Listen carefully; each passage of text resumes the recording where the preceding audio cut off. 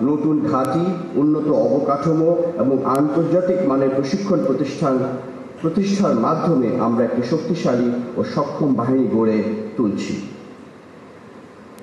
তাছাড়াও স্বনির্ভরতা অর্জনের পথ চলায় বাংলাদেশ বিমান বাহিনী অটল প্রতিশ্রুতিবদ্ধ।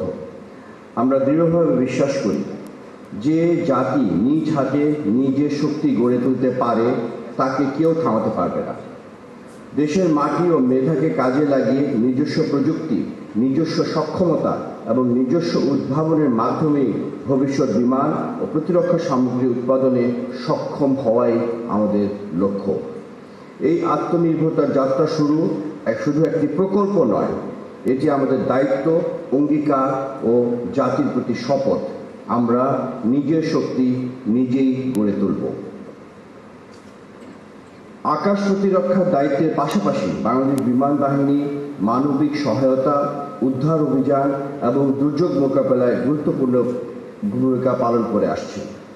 ভয়াবহ অগ্নিকাণ্ড, বন্যা, দুর্গত এলাকায় ত্রাণ বিতরণ, মেডিকেল ইভ্যাকুয়েশন, আন্তর্জাতিক বিপর্যয়ে মানবিক সহায়তা পাঠানো সব ক্ষেত্রেই বিমান বাহিনীর সদস্যরা অসাধারণ দক্ষতা ও আন্তরিকতার প্রমাণ দিয়েছেন।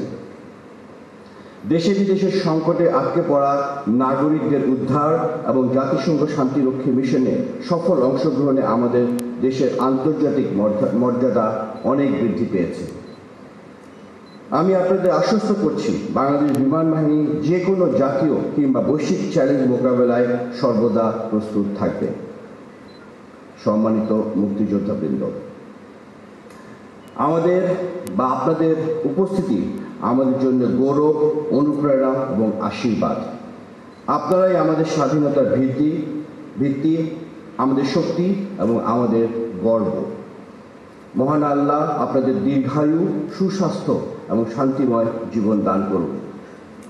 পরিশেষে আজকে অনুষ্ঠান সফল করার জন্য সংশ্লিষ্ট সকলকে আমার আন্তরিক ধন্যবাদ জানাই।